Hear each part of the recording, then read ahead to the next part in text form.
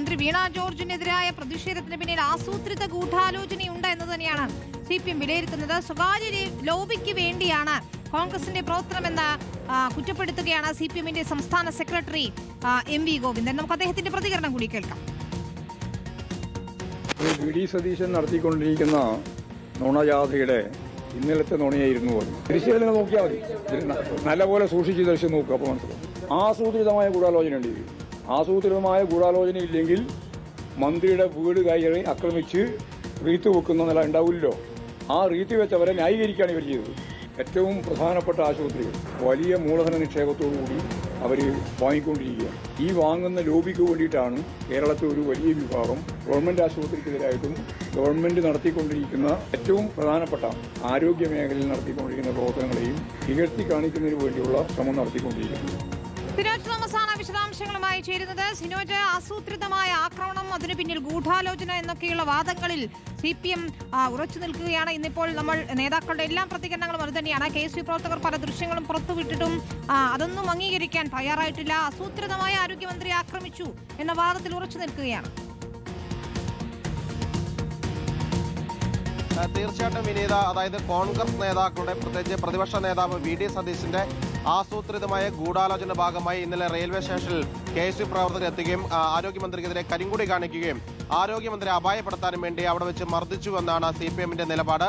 ആ നിലപാട് എല്ലാ ഇടതുപക്ഷ നേതാക്കളും ആവർത്തിക്കുകയാണ്. ഇന്ന് മാധ്യമങ്ങളെ കണ്ട CPM സംസ്ഥാന സെക്രട്ടറി ആയിക്കോട്ടെ, മന്ത്രിമാരായിക്കോട്ടെ, ഇടതുപക്ഷത്തിന്റെ മറ്റ് നേതാക്കളായിക്കോട്ടെ, ആസൂത്രിതമായ ഒരു ആക്രമണം തന്നെയാണ് ആരോഗ്യമന്ത്രി വീണ ജോർജിനെതിരെ KSU നടത്തിയതെന്നാണ് ഉറച്ചു നിൽക്കുന്നത്. ഒപ്പം തന്നെ ഇതിന് പിന്നിലുള്ളത് കോൺഗ്രസ് നേതാക്കളാണെന്ന് പറയുന്നു. CPMന്റെ പത്തനംതിട്ട ജില്ലാ സെക്രട്ടറി പറഞ്ഞിരിക്കുന്നത് ഇതിന് പിന്നിൽ VD സതീശനാണ്.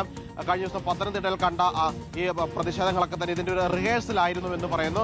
പക്ഷേ ഇത് നാടകമാണെന്ന് പറയാൻ വേണ്ടി UDFന്റെ എല്ലാ നേതാക്കളും ഒറ്റക്കെട്ടായി നിൽക്കുന്നുവെന്നും പത്തനംതിട്ട ജില്ലാ സെക്രട്ടറി പറഞ്ഞു വെക്കുന്നു. ഈ തെറ്റ് അംഗീകരിക്കാൻ തയ്യാറാകണമെന്നായിരുന്നു മന്ത്രി KN ബാലഗോപാലിന്റെ പ്രതികരണം. ആ രീതിയിൽ ഇടതുപക്ഷ നേതാക്കളൊക്കെ തന്നെ ഇത് കോൺഗ്രസിന്റെ ആസൂത്രിതമായ നീക്കമാണെന്ന നിലപാടിൽ തന്നെ ഉറച്ചു നിൽക്കുന്നു. പരമാവധി ഈ വിഷയം ചർച്ചയാക്കി പ്രതിപക്ഷത്തിനുള്ള ഒരു ആയുധമാക്കി എടുക്കാൻ വേണ്ടി തന്നെയാണ് CPMന്റെയും LDFന്റെയും തീരുമാനം. വിനീത, സിനോജ് തോമസ് ആണ് കണ്ണൂരിൽ നിന്ന് വിശദാംശങ്ങൾ നൽകിയത്. എന്നാൽ CPM വാദം പൂർണ്ണമായി തള്ളുകയാണ് KSUവും യൂത്ത് കോൺഗ്രസും. മന്ത്രിയുടെ ഗൺമാന്റെ വസ്ത്രമാണ് ദേഹത്ത് തട്ടിയതെന്നാണ് KSU പ്രവർത്തകർ ആരോപിക്കുന്നത്.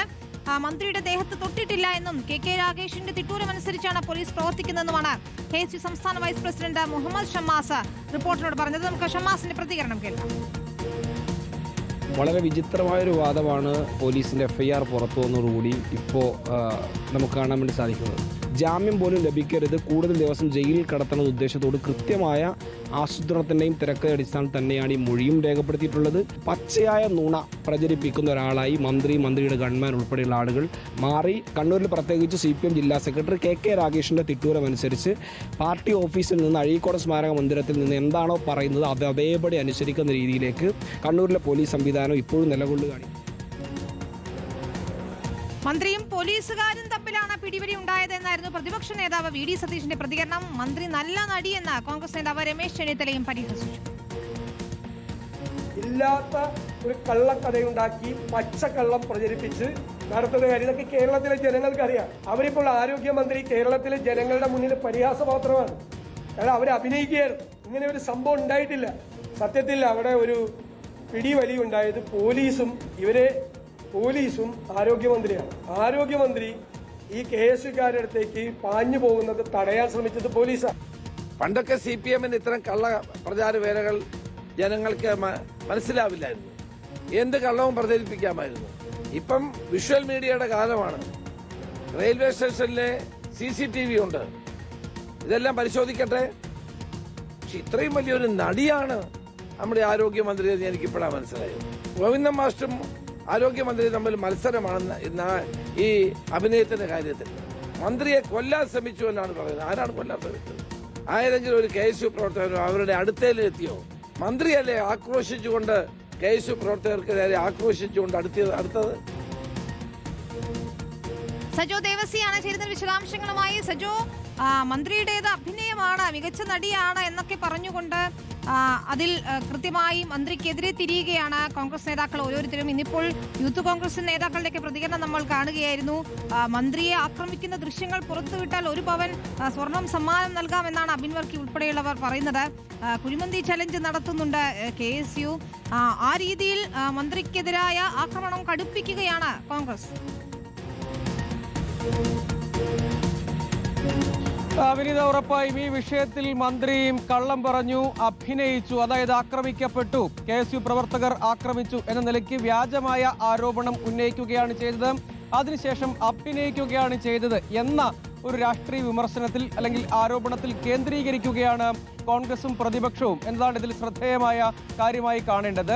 പ്രതിപക്ഷ നേതാവും മുൻ പ്രതിപക്ഷ നേതാവും ഒക്കെ ഈ വിഷയത്തിൽ സ്വീകരിച്ച നിലപാടും അതുതന്നെയാണ്. KSUവും യൂത്ത് കോൺഗ്രസും ഈ കാര്യത്തിൽ, അതായത് ഏതെങ്കിലും ഒരു വിഷ്വലിന്റെ കഷ്ണം അല്ലെങ്കിൽ ഒരു തെളിവ്, എന്തെങ്കിലും ഒരു ദൃശ്യം ഇതുമായി ബന്ധപ്പെട്ട് KSU പ്രവർത്തകർ, അവിടെ മന്ത്രിക്കെതിരെ കരിങ്കൊടി വീശി പ്രതിഷേധിച്ച KSU പ്രവർത്തകർ ഏതെങ്കിലും ഒരു ഘട്ടത്തിൽ മന്ത്രിയുടെ തൊട്ടടുത്തേക്കെങ്കിലും എത്തുന്നതിന്റെ ദൃശ്യങ്ങളെങ്കിലും കൊണ്ടുവരണം എന്നാണ് അവർ മുന്നോട്ട് വയ്ക്കുന്ന വെല്ലുവിളി. അതായത് ഒരു തരത്തിലും ഏതാണ്ട് ഒരു മീറ്റർ അടുത്ത് വരെ പോയിട്ടുണ്ട്, അതിനപ്പുറത്തേക്ക് പോയിട്ടില്ല.